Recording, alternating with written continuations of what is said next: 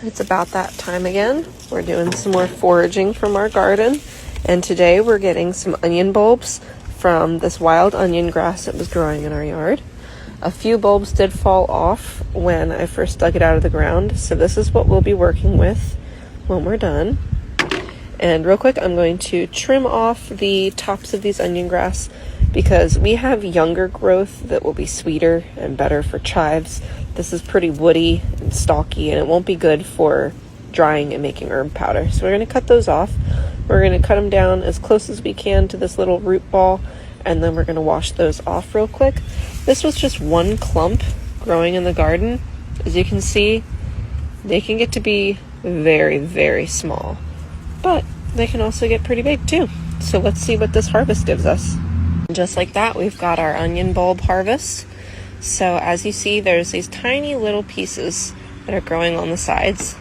And if I had left this in the ground next year, those would have grown to about the same size as these larger pieces here. These are sweeter because they are less developed. They're not as mature. So I found that they are a lot sweeter than some of these bigger bulbs that they're coming off of, though they still do have that onion taste. But it's going to be more of like a caramelized onion taste.